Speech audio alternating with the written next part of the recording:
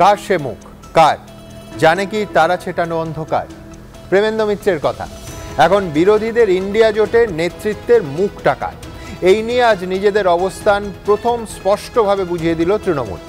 কুণাল ঘোষ বলছেন রাহুল গান্ধী নন, বিরোধী জোটের মুখ করা উচিত মমতা বন্দ্যোপাধ্যায়কে। আর এই নিয়ে এই অনুষ্ঠানে আজ আমাদের প্রথম প্রশ্ন থাকবে।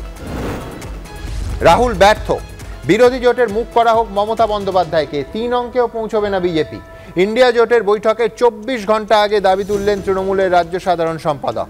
জোটে বাড়ল জট, এই দাবি কি মেনে নেবেন রাহুল, কেজরিওয়াল কিংবা নীতিশরা? দ্বিতীয় প্রশ্ন। গতকাল কুণাল ঘোষ বললেন 2036 পর্যন্ত মমতাই মুখ্যমন্ত্রী। আজ বললেন মমতাদিকে দিল্লির বড় দায়িত্ব নিতে হলে অভিষেকই হবেন মুখ্যমন্ত্রী। আরও একবার স্পষ্ট করে দেয়া হলো মমতার পরে কে, এই প্রশ্নের স্পষ্ট উত্তর। তৃতীয় প্রশ্ন। স্মোক ক্যান কাণ্ড নিয়ে আজও উত্তাল সংসদ। লোকসভা রাজ্যসভা মিলিয়ে নজিরবিহীনভাবে মাত্র 1 ঘন্টার মধ্যে সাসপেন্ড করা হলো 78 জন বিরোধী সাংসদকে। বিরোধীদের দাবি মেনে শেষ পর্যন্ত কি সংসদে বিবৃতি দেবেন প্রধানমন্ত্রী কিংবা স্বরাষ্ট্রমন্ত্রী? চতুর্থ প্রশ্ন। আদালতের কাছে তথ্য লুকোতে চাইছে এসএসসি, মন্তব্য বিচারপতি দেবাংশু বসাকে। আদালতের নির্দেশ মানার ইচ্ছে আদৌ কি আছে? সমবায় দুর্নীতি মামলায় মুখ্য সচিবকে প্রশ্ন বিচারপতি অভিজিৎ গঙ্গোপাধ্যায়। কেন্দ্রীয় সংস্থার তদন্তে কেন বারবার অসহযোগিতার অভিযোগ উঠছে রাজ্যের বিরুদ্ধে? পঞ্চম প্রশ্ন। একটি সম্পত্তি বিবাদ মামলায় বিচারপতি অমৃতা সিনহার আইনজীবী স্বামীকে তৃতীয়বার তলব সিআইডি। হাইকোর্টে দুর্নীতি মামলায় সরকার বেকায়দায় পড়াতেই টার্গেট বিচারপতির পরিবার। অভিযোগ আইনজীবী এবং রাজনৈতিক মহলের একাংশের। কোন দিকে গড়াচ্ছে জল?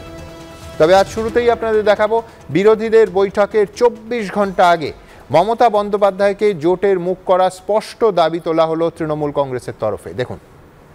মমতা বন্দ্যোপাধ্যায় একদিকে বিরোধী নেত্রী, একদিকে বাংলার মুখ্যমন্ত্রী, দক্ষ প্রশাসক, একদিকে উন্নয়নের কাণ্ডারি, অন্যদিকে বিজেপিকে যে হারাতে পারে সেরম একটি মুখ। স্বপ্নের খিচুড়িতে 2 চামচ বেশি ঘি মেশানোর কথা শুনেছি, কিন্তু স্বপ্নের খিচুড়িতে বালতি বালতি ঘি ঢালা হবে, এটা মনে হয় একমাত্র তৃণমূল কংগ্রেসই পারে। আগে জিতুক, দলটা ঠিকঠাক লোকসভা নির্বাচন পর্যন্ত ধরে রাখুক, তারপরে তো সংখ্যাগরিষ্ঠতার কথা হবে। মঙ্গলবার ইন্ডিয়া জোটের বৈঠকে অংশ নেবেন মমতা বন্দ্যোপাধ্যায়। বুধবার নরেন্দ্র মোদীর সঙ্গে বৈঠক করবেন তিনি।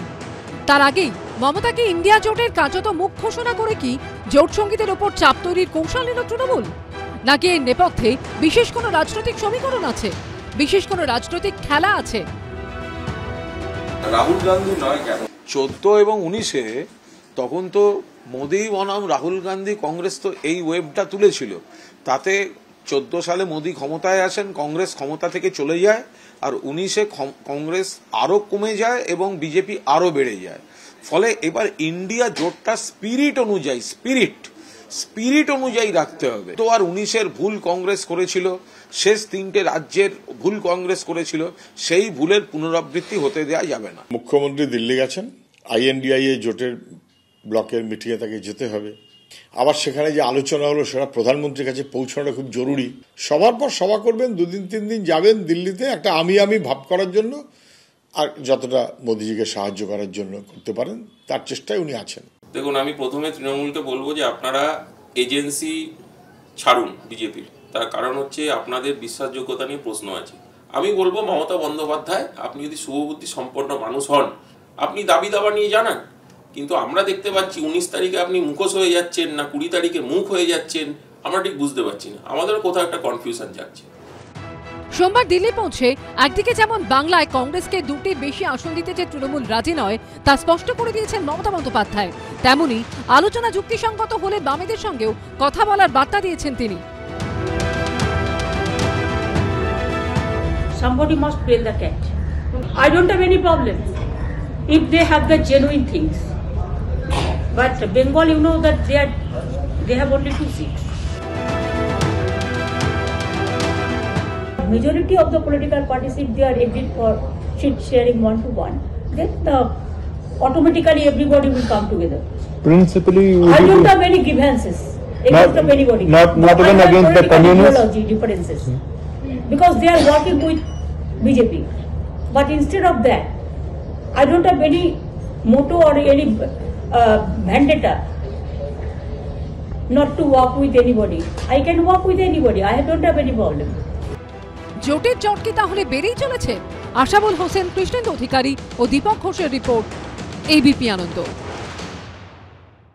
দেখুন, এর আগে আমরা কি দেখেছি? একেবারে পরিষ্কার স্পষ্ট দেখেছি মমতা বন্দ্যোপাধ্যায় 3 রাজ্যে কংগ্রেসের খারাপ ফলের পর পরিষ্কার বলেন এটা বিজেপির জয় নয়, এটা কংগ্রেসের পরাজয়। অভিষেক বন্দ্যোপাধ্যায় বলেন কংগ্রেসের ব্যর্থতা, এবং তারপর মমতা বন্দ্যোপাধ্যায় মঞ্চের ওপর থেকে বলেন হাম ইন্ডিয়া কো লিড করেঙ্গে। আর আজকে তৃণমূল কংগ্রেসের তরফে প্রেস কনফারেন্সে যদি 4টে শব্দ 2-2 ভাগ করতে হয়, তাহলে একটা ভাগে যদি থাকে মুখ মমতা, আরেকটা ভাগে টার্গেট রাহুল। আমি সৌম্য আইচ রায়ের কাছে আসবো। টার্গেট রাহুল এবং মুখ মমতা দুটো প্রসঙ্গে। টার্গেট রাহুল কেন বলছি? কংগ্রেস নিজেরা ডুবেছে।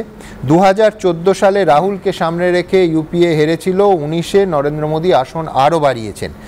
2024-এ কংগ্রেসকে জমিদারি ছাড়তে হবে, টার্গেট রাহুল। আর মুখ মমতা একেবারে পরিষ্কার করে কুণাল ঘোষ বলছেন দলের তরফে 24 ঘন্টা আগে ইন্ডিয়া জোটের বৈঠকের প্রেস কনফারেন্স করে যে 3বারের মুখ্যমন্ত্রী, দক্ষ প্রশাসক, এতবারের সাংসদ, আন্দোলন করেছেন, তার প্রকল্প গোটা দেশ অনুসরণ করে, তার নেতৃত্বে তার মুখকে সামনে রেখে ইন্ডিয়া জোট লড়লে বিজেপিকে হারানো সম্ভব হবে। ঠিক এখানে আমি সৌম্যর কাছে আসবো যে আগামীকাল 19 তারিখ এই বহু চর্চিত ইন্ডিয়া জোটের বৈঠকের ভেতরে কি হবে, এবং এই জোটটা ভোট অবধি টিকবে তো? না, প্রথম কথা হচ্ছে যে কুণালবাবু কি বলেছেন, তার আগে কুণালবাবু অনেক কথাই বলেছেন, কালীঘাটের বেনিফিশিয়ারি। এখন উনি কি বলেছেন? প্রধানমন্ত্রী হতে হবে। আমি তো শুনতে পাচ্ছি ওনারা রাষ্ট্রসংঘের চেয়ারম্যান না করে দেন, ওনাকে রাষ্ট্রসংঘের চেয়ারম্যান হয়ে যাবেন 40-42টা সিট নিয়ে। এখন আসলে কি বলুন তো, উনি এখন ইমিউনিটি চাইছেন, ইমিউনিটি। এবং এখন এই স্ক্রিপ্টটা সম্পূর্ণ বিজেপির পিএমও থেকে স্ক্রিপ্টটা লেখা হচ্ছে, কুণালবাবু পড়ছেন। এই স্ক্রিপ্টটা পড়লে সুবিধা হবে, একটা ইমিউনিটি পাবে। এখন সিবিআই ইমিউনিটি চাইলে তো সরাসরি বিজেপির সঙ্গে যেতে পারেন, কংগ্রেসের সঙ্গে যাবেন কেন এই রেজাল্টের পর? CBI ED syndrome.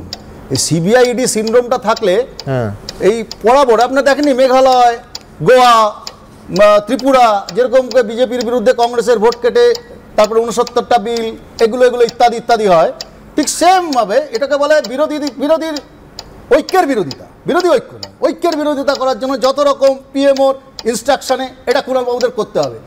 ঐক্যের বিরোধিতা সৌম্য আইচ রায় বুঝছে, কিন্তু মল্লিকার্জুন খাড়গে ডেরেক ওব্রায়েনকে সাসপেন্ড করার বিরুদ্ধে চিঠি দিচ্ছেন, অধীর রঞ্জন চৌধুরী মহুয়ার পক্ষে চিঠি দিচ্ছেন, হাইকমান্ড বুঝছে না। শুনুন, পার্লামেন্ট অ্যাফেয়ার্সে 69 জন পার্লামেন্টারিয়ানকে সাসপেন্ড করেছে আমরা বারবার, এবং মহামিত্রের পাশে দাঁড়িয়েছি। অন্যায় অবিচারে বিজেপির বিরুদ্ধে যেমন দেশের জন্য বিজেপি বিপজ্জনক, কিন্তু কংগ্রেস হাত বাড়িয়েছে, আমি কাটাহাত বলছি না, হাত বাড়িয়েছে, তৃণমূল হাতটা ধরছে না। এই তো দেশের জন্য তৃণমূল, আমি আপনাদের সাথে বারবার এসে বলেছি যে কুণাল বাবু এবং তৃণমূল কংগ্রেসের সুপ্রিমোরা বিজেপি ট্রোজান হর্স, তারা যে দাদন খেয়েছে বিজেপির কাছে, তারা কখনোই কোনো অবস্থাতে বিজেপির বিরোধিতা করতে পারবে না। বিরোধী ঐক্যকে ধ্বংস করার জন্য তারা গেছে, এবং নেক্সট দিন 20 তারিখে তারা আরো ফলপ্রসূ করবে। এবং আমি আজকে বলে দিচ্ছি আপনাকে যে দেখে নেবেন আপনি এই যে ইমিউনিটি, আমি আবারও বলছি, they want to ensure the immunity from BJP, যাতে সিবিআই ইডি ওদের অ্যারেস্ট না করে। ভাইপো যাতে সুখে থাকে, ভাইপো থাক, বাকিরা যাক, পুরনো তৃণমূলদের অ্যারেস্ট করো, আর ভাইপো সুখে বহাল তবিয়তে থাকবে। This is absolutely clear cut message. অরূপের কাছে আসতেই হবে, কিন্তু তার আগে যেহেতু অভিষেক বন্দ্যোপাধ্যায়কে মিন করে সৌম্য বললেন, আমার দ্রুত একবার কুণাল ঘোষের আরেকটা অংশ আছে যেটা অত্যন্ত সিগনিফিকেন্ট।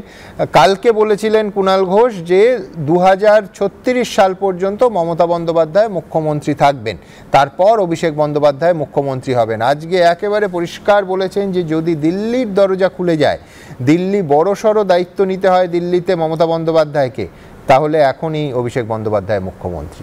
পরের প্রতিবেদন। মমতা বন্দ্যোপাধ্যায়ের পরে অভিষেক বন্দ্যোপাধ্যায় মুখ্যমন্ত্রী হবেন, এই নিয়ে কোনো দ্বিধা দ্বন্দ্ব আলোচনার কোনো বিষয়ই নেই। একদিকে মমতা বন্দ্যোপাধ্যায়কে ইন্ডিয়া জোটের মুখ করার দাবি, অন্যদিকে রাজ্যের পরবর্তী মুখ্যমন্ত্রী হিসেবে অভিষেক বন্দ্যোপাধ্যায়ের নাম সামনে আনা। ইন্ডিয়া জোটের বৈঠক এবং নরেন্দ্র মোদীর সঙ্গে সাক্ষাতের জন্য মমতা বন্দ্যোপাধ্যায় এবং অভিষেক বন্দ্যোপাধ্যায় যখন একসঙ্গে দিল্লিতে, তখনই তাদের সম্ভাব্য রাজনৈতিক ভবিষ্যৎ নিয়ে ফের মুখ খুলে জল্পনা বাড়ালেন দলের রাজ্য সাধারণ সম্পাদক কুণাল ঘোষ। রবিবার তার মুখে শোনা গেছিল 2036 সালের কথা। 2036 অব্দি মুখ্যমন্ত্রী থাকবেন মমতা বন্দ্যোপাধ্যায়, তারপর মুখ্যমন্ত্রী হবেন অভিষেক বন্দ্যোপাধ্যায়। তৃণমূল সরকার থাকবে, চলবে, নতুন নতুন ছেলেদের আনুন, নতুন নতুন ছেলেদের তৈরি করুন।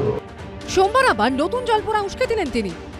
2036 অবধি আমরা তো চোখ বুজে দেখতে পাচ্ছি মানুষ মমতা বন্দ্যোপাধ্যায়ের সরকারের পরিষেবাই নিতে চাইছেন, এবং তারপর অভিষেক বন্দ্যোপাধ্যায় মুখ্যমন্ত্রী হয়ে আসবেন, এবং তার মাঝখানে যদি মমতা বন্দ্যোপাধ্যায়কে দিল্লিতে কোনো বিশেষ গুরুদায়িত্ব চলে আসে, সেক্ষেত্রে রাজ্যের দায়িত্ব অভিষেক বন্দ্যোপাধ্যায় নেবেন, বা মমতা বন্দ্যোপাধ্যায় যদি এর মধ্যে কোনো সিদ্ধান্ত নেন, সেগুলো আলাদা বিষয়, সেগুলো ব্যতিক্রমী বিষয়। স্বপ্নের খিচুড়িতে 2 চামচ বেশি ঘি মেশানোর কথা শুনেছি, কিন্তু স্বপ্নের খিচুড়িতে বালতি বালতি ঘি ঢালা হবে, এটা মনে হয় একমাত্র তৃণমূল কংগ্রেসই পারে। আগে জিতুক, দলটা ঠিকঠাক লোকসভা নির্বাচন পর্যন্ত ধরে রাখুক, তারপরে তো সংখ্যাগরিষ্ঠতার কথা হবে। এদের কথা শুনলে এখন ইন্ডিয়া জোটের মিটিংয়ে যে চেয়ার টেবিলগুলো আছে ওগুলোও হেসে উঠছে। অতীতে এ রাজ্য থেকে প্রধানমন্ত্রী হওয়ার সুযোগ এসেছিল একজনের সামনে, তিনি জ্যোতি বসু। 1996 সালে কোনো দলই একক সংখ্যাগরিষ্ঠতা পায়নি। যুক্ত ফ্রন্টের সরকারের প্রধানমন্ত্রী হিসেবে সর্বসম্মতভাবে উঠে এসেছিল জ্যোতি বসুর নাম, কিন্তু জ্যোতি বসুর প্রধানমন্ত্রী হওয়ার প্রস্তাব খারিজ করে দেয় সিপিএম এর কেন্দ্রীয় কমিটি, যাকে তিনি নিজে পরবর্তীকালে ঐতিহাসিক ভুল আখ্যা দিয়েছিলেন। এই দিন মমতা বন্দ্যোপাধ্যায় অভিষেক বন্দ্যোপাধ্যায়ের রাজনৈতিক ভবিষ্যৎ নিয়ে মুখ খুলতে গিয়ে সেই প্রসঙ্গ টেনে আনেন কুণাল ঘোষ। মমতা বন্দ্যোপাধ্যায় জ্যোতি বসুর রেকর্ড ভেঙে দেবেন, কিন্তু তৃণমূল কংগ্রেস তো জ্যোতি বসুর পার্টির মতো ঐতিহাসিক ভুল করবে না যে যদি দেশকে পরিচালনার চ্যালেঞ্জ সামনে আসে, দেশবাসী যদি মমতা বন্দ্যোপাধ্যায়কে চান, তখন মমতা বন্দ্যোপাধ্যায় দায়িত্ব গ্রহণ করবেন। 96 সালে যদি জ্যোতি বসু সিপিএম পলিটগুলো পালিয়ে না যেত, জ্যোতি বসুকে যদি পরম আক্ষেপ নিয়ে ঐতিহাসিক ভুল বলতে না হতো, তাহলে 96 সালেই জ্যোতি বসু প্রধানমন্ত্রী হতেন, বুদ্ধদেব ভট্টাচার্য মুখ্যমন্ত্রী হতেন। 36 সাল পর্যন্ত মুখ্যমন্ত্রী থাকবেন না প্রধানমন্ত্রীর মুখ করবেন, দুটো কোনোটাই থাকবেন না। যদি না হয় তাহলে নেতারা বিপদে পড়বে বলে নেতারা নানান রকম ফন্দি ফিকির করে যাচ্ছেন। কিন্তু একবার বলছেন মুখ্যমন্ত্রী থাকুক 36 পর্যন্ত, একবার বলছেন পারলে প্রধানমন্ত্রী হোক কালকে। 77 বছরে দেশ বাঙালি রাষ্ট্রপতি পেলেও কোনোদিন বাঙালি প্রধানমন্ত্রী পায়নি। বাবাকে নিয়ে লেখা প্রণব মাই ফাদার আর ডটার রিমেম্বার্স বইয়ের the PM India never had চ্যাপ্টারে প্রণব কন্যা শর্মিষ্ঠা লিখেছেন, সোনিয়া গান্ধীর সিদ্ধান্ত অনুযায়ী প্রধানমন্ত্রীর দৌড়ে নামেননি বাবা, কিন্তু রাজনৈতিক মহল এবং দলের অন্দরেই রটে গিয়েছিল বাবাই প্রধানমন্ত্রী হতে চলেছেন। তিনি আরও লিখেছেন, মনমোহন সিং এবং প্রণব মুখোপাধ্যায়ের নাম সে বছর প্রধানমন্ত্রী হিসেবে সবচেয়ে বেশি চর্চিত হয়। বাবা তখন এতই ব্যস্ত ছিল, কয়েকদিন আমার সঙ্গে কথাই বলতে পারেননি। ফোনে বাবার সঙ্গে কথা হতো, আমি উত্তেজিত হয়ে জিজ্ঞাসা করেছিলাম, তুমি কি দেশের প্রধানমন্ত্রী হবে? কিন্তু গম্ভীরভাবে বাবা বলেন, না, উনি আমায় প্রধানমন্ত্রী করবেন না, মনমোহন সিং হবেন। আগে ঘোষণা হতে দাও, এই অনিশ্চয়তা দেশের পক্ষে ভালো নয়। কৃষ্ণেন্দু অধিকারী, দীপক ঘোষ ও হিন্দোলদের রিপোর্ট, এবিপি আনন্দ। আমি অরূপ চক্রবর্তীর কাছে আসবো। অরূপ, একে বলে ঘোষণা। কেন বলছি? যে একেবারে পরিষ্কার ইন্ডিয়া জোটের মুখ মমতা বন্দ্যোপাধ্যায়কে করার দাবি, কার্যত দাবি তুলল তৃণমূল কংগ্রেস। এর আগে মমতা বন্দ্যোপাধ্যায় বলেছিলেন যে আমি কাঠবেড়ালির ভূমিকা পালন করব, আমি ক্যাডার লিডার নই। কিন্তু একেবারে দলের তরফে স্ট্র্যাটেজিক্যালি 24 ঘন্টা আগে ঘোষণা করা হলো, এবং লক্ষ্য রাখতে হবে এটা প্ল্যান এ নয়, প্ল্যান বি হয়ে গেছে। তার কারণ হচ্ছে plan A Mamata Bandyopadhyay, plan B সেই জায়গায় কে তার জায়গা নেবে সেটাও একেবারে সাংবাদিক সম্মেলন করে দলের তরফে ডিক্লেয়ার করা হলো। প্ল্যান বি মানবে সুমন, এটা প্ল্যান এ প্ল্যান বির কিছু নয়। তার আগে আমি এখানে কংগ্রেসের মুখপাত্র বক্তব্য আপনি শোনালেন এবং সিপিএম এর পক্ষ থেকে সুজনবাবুর বক্তব্য শুনলাম। এই বৈঠক নিয়ে একজন বলছে ট্রোজান হর্স, একজন বলছে তৃণমূল বিজেপি সেটিং, অনেক কিছু শুনলাম। আমি সুমন, আমাদের দেশেরই আরেকজন মুখ্যমন্ত্রীর গত 4 তারিখে ভোটের রেজাল্ট বেরিয়েছিল 4 রাজ্যে। তো তিনি বলছেন, আরেক মুখ্যমন্ত্রী, the Congress failed in keeping together all parties that are oppose to the BJP. The Congress also failed to take a strong stand against communalism. If all parties opposed to BJP stand together, BJP could be defeated. Congress leadership should realize that the Congress alone could not fight BJP and take corrective measures. কি বলছে জানেন? এই যে যাদের সাথে আমরা তো খুব খারাপ, আমরা তো তৃণমূল বিজেপির সাথে সেটিং করে চলি ইত্যাদি ইত্যাদি। যাদের সাথে কোনো সেটিং নেই, যাদেরকে জোট সঙ্গী করে রেখেছে, সেই সিপিএম এর মুখ্যমন্ত্রী পিনারাই বিজয়ন গত 4 তারিখে ইন্টারভিউ দিয়ে এটা জানিয়েছেন।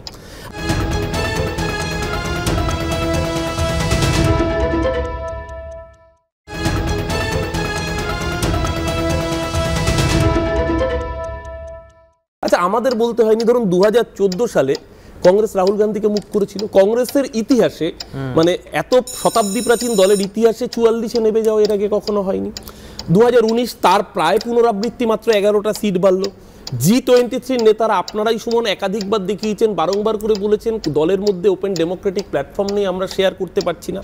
কিন্তু তার বাইরে দাঁড়িয়ে আমি যা শেষ করে নিই, পিনারাই বিজয়নের কথা বললে তো, পিনারাই বিজয়ন এটা বলেছেন যে কংগ্রেস ব্যর্থ। 100% আমি তৃণমূলের সঙ্গে একমত, তৃণমূলও তাই বলেছে, কিন্তু এটা বলেননি যে সীতারাম ইয়েচুরিকে মুখ করতে হবে।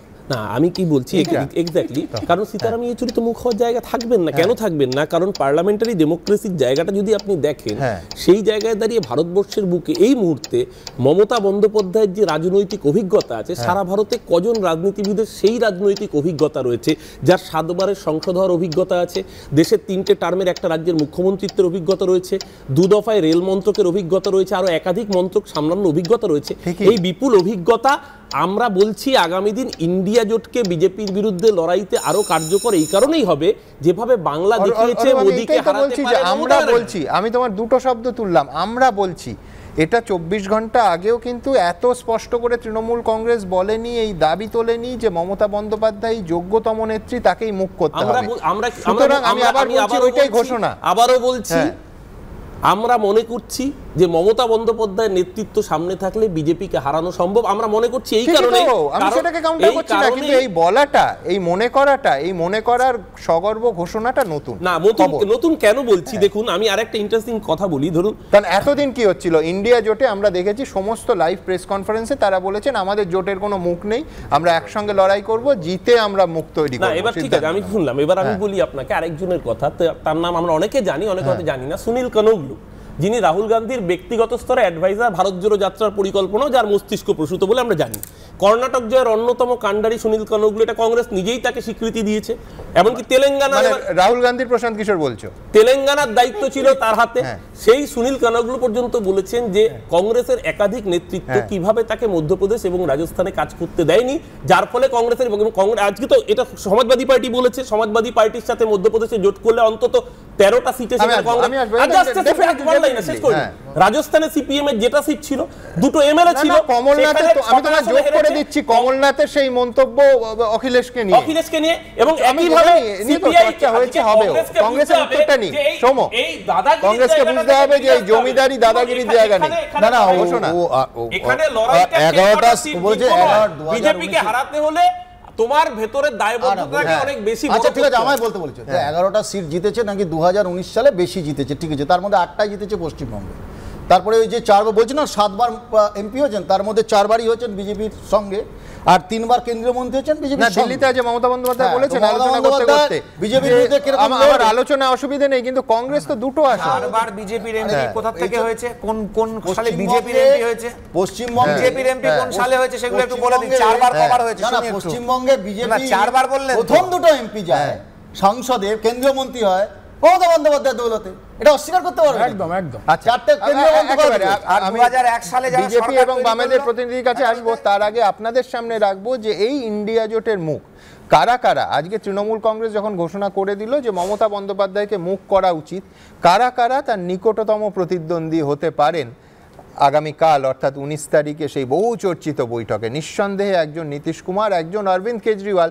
আজ সন্ধেবেলায় যার সঙ্গে মমতা বন্দ্যোপাধ্যায় দেখা করেন, দুজনে একান্তে আলোচনা হয়। পরের প্রতিবেদন, কারা কারা মমতা বন্দ্যোপাধ্যায়ের সম্ভাব্য প্রতিদ্বন্দ্বী এই প্রধানমন্ত্রীত্বের দৌড়ে, দেখুন।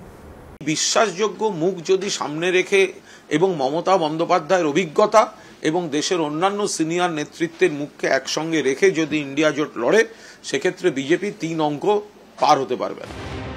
সদ্য 3 রাজ্যের বিধানসভা ভোটে বিজেপির কাছে হেরেছে কংগ্রেস। এই প্রেক্ষাপটে ইন্ডিয়ার বৈঠকের ঠিক আগের দিনই মমতা বন্দ্যোপাধ্যায়কে এই বিরোধী জোটের মুখ করার দাবি তুলল তৃণমূল, যা শুনে অনেকেই প্রশ্ন তুলছেন, তৃণমূলের এই দাবি কি বিরোধী জোটের অন্যান্য দল নীরবে মেনে নেবে? কারণ এই জোটে নীতিশ কুমারের মতো প্রবীণ নেতা রয়েছেন, যিনি প্রায় 17 বছর ধরে বিহারের মুখ্যমন্ত্রী পদে, পাশাপাশি রেল, পরিবহন, কৃষির মতো কেন্দ্রীয় মন্ত্রকের দায়িত্বও সামলেছেন। এখন তৃণমূল যেমন মমতা বন্দ্যোপাধ্যায়কে প্রধানমন্ত্রী দেখতে চাইছে, তেমনি জেডিইউ নেতারাও একইভাবে বিভিন্ন সময়ে নীতিশ কুমারের নাম ভাসিয়ে দিয়েছেন। অগাস্ট মাসে মুম্বাইতে ইন্ডিয়া জোটের বৈঠকের আগে নীতিশের দলের নেতা ও তার মন্ত্রিসভার সদস্য জামা খান বলেছিলেন, দেশের মানুষ নীতিশ কুমারকে প্রধানমন্ত্রী হিসেবে দেখতে চায়। নীতিশের পাশাপাশি ইন্ডিয়া জোটে অরবিন্দ কেজরিওয়ালের মতো নেতাও রয়েছেন, যার দল আম আদমি পার্টি বর্তমানে একার জোরে 2টি রাজ্যে ক্ষমতায় রয়েছে। আর দিল্লি এবং পাঞ্জাব এই 2টি রাজ্যেই তারা ক্ষমতায় এসেছে কংগ্রেসকে হারিয়ে। একটা জোট, এবং সেই জোটে কিন্তু অনেকেই আছেন। কেজরিওয়াল আছেন, যিনি কিন্তু একাধিকবার মুখ্যমন্ত্রী হিসেবে তিনি ছিলেন এবং বহু ভোটে জয়লাভ করেছেন। শুধুমাত্র দিল্লি কেন্দ্রিক নয়, তিনি পাঞ্জাবেও কিন্তু তার সফলতা প্রমাণ করেছেন। নীতিশ কুমারের ক্ষেত্রে আমরা দেখব যে বামেদের একটা বড় অংশের সমর্থন কিন্তু নীতিশ কুমারের পেছনে আছে। সুতরাং কুণাল ঘোষ বললেন আর মমতা বন্দ্যোপাধ্যায় প্রধানমন্ত্রী হয়ে গেলেন, আমার মনে হয় যে ব্যাপারটা তেমন নয়। দেশের সবথেকে বেশি লোকসভা আসন যে রাজ্যে, সেই 80 আসন বিশিষ্ট উত্তরপ্রদেশের প্রাক্তন মুখ্যমন্ত্রী অখিলেশ যাদবও এই ইন্ডিয়া জোটের শরিক। কথায় বলে দিল্লির রাস্তা যায় উত্তরপ্রদেশ হয়ে, ফলে সেখানে সমাজবাদী পার্টি ভালো ফল করলে অখিলেশ যাদব যে প্রধানমন্ত্রী পদের বড় দাবিদার হয়ে উঠবেন সেটা বলার অপেক্ষা রাখে না। মমতা বন্দ্যোপাধ্যায়ের যারা মুখপাত্র তারা বলছেন বস্তুতপক্ষে নীতিশ কুমার, অরবিন্দ কেজরিওয়াল, অখিলেশ যাদব এদেরকে ধরে তিনি তার প্রতিপক্ষ হিসেবে রাহুল গান্ধীর বিরুদ্ধে কথাগুলো বলছেন। ইতিহাস বলে 1977-এ জরুরি অবস্থার পর এবং 1989-এ বফর্স কেলেঙ্কারির পর লোকসভা ভোটের আগে বিরোধী জোট তৈরি হয়েছিল। 1977-এ জরুরি অবস্থার পর ইন্দিরা গান্ধীর বিরুদ্ধে জোট তৈরি হয়েছিল জনতা পার্টির নেতৃত্বে। আর 1989 সালে রাজীব গান্ধীর বিরুদ্ধে তৈরি হয়েছিল বিশ্বনাথ প্রতাপ সিংহের রাষ্ট্রীয় মোর্চা। তবে কোনোবারই জোট সরকার 2-2.5 বছরের বেশি টেকেনি। অন্যদিকে 2004-এ ইউপিএ জোট তৈরি হয়েছিল নির্বাচনের পর। কংগ্রেসের নেতৃত্বে সেই ইউপিএ জোট 10 বছর ক্ষমতায় ছিল। এবার শেষ অবধি কি হবে? আদৌ কি বিরোধীরা নরেন্দ্র মোদীকে কোনো টক্কর দিতে পারবে, নাকি ভোটের আগেই মুখ কে হবে তা নিয়েই খেয়েই চলবে? যদিও কংগ্রেস আগেই স্পষ্ট করে দিয়েছে ভোটের ফল বেরোনোর পর ঘোষণা করা হবে মুখ কে। সত্যজিৎ বৈদ্য, এবিপি আনন্দ। আমি রাজস্বী লাহিড়ির কাছে আসবো। রাজস্বী প্রতিদিনই বলে, সৌম্য আজকেও বললো যে ট্রোজান হর্স, ট্রয়ের ঘোড়া। আজকে ইনফ্যাক্ট অফিসিয়ালি গণশক্তি কাগজ একটি কার্টুন ছেপেছে।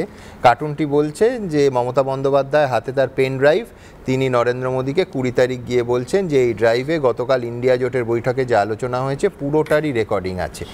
এর একটা পার্ট তো ওদের সংক্রান্ত, আর একটা পার্ট হচ্ছে তোমাদের সংক্রান্ত। অর্থাৎ এই ট্রয়ের ঘোড়াটিকে তোমরা প্ল্যান করেছো। এটা অত্যন্ত সচেতনভাবে কংগ্রেস এবং বামেরা তাদের যাবতীয় প্রচারে তুলে আনছে।